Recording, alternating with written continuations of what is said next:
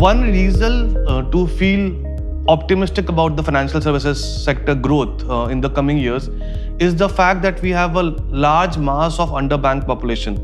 Now, because of Jan Dhan Yojana, bank account ownership at the household level has improved significantly. But if you look at adults, even today, according to a World Bank Fintech survey, about 18% of adults in India don't have bank accounts.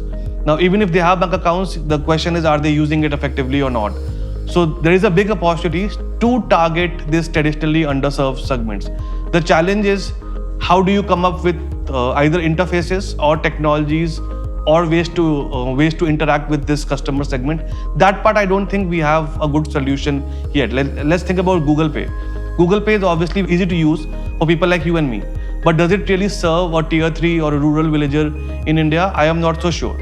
So that is an opportunity for fintechs and new startups or traditional banks to come up with newer ways to expand access to finance. With UPI, what happens is people who were earlier transacting outside the formal system, operating outside the formal system, now they have a digital verifiable history of financial transactions.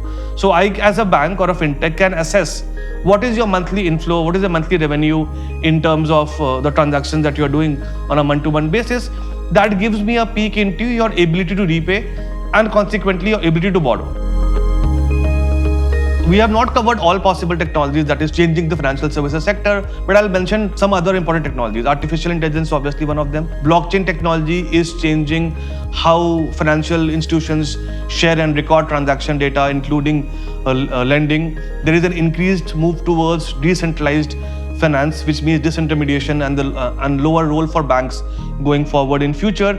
And then you see new kinds of financial firms emerging because of embedded finance. So you have an Amazon, which would earlier use payment technologies from third-party players. At the same time, while it's still using third-party players, it's also launched Amazon Pay, which is a payment service traditionally done by banks embedded into an e-commerce app. So this is called embedded finance. You can envision that maybe in future, Amazon or similar e-commerce apps may get into lending services, may get into insurance services. Amazon is already trying to get into health insurance in the US, and they have some advantage there because they can track my consumption pattern. They know my ability to repay. Because they can track my consumption pattern, they can also figure out if I have healthy consumption practices or unhealthy consumption practices. Ultimately, it's about information that's enabling better decision making.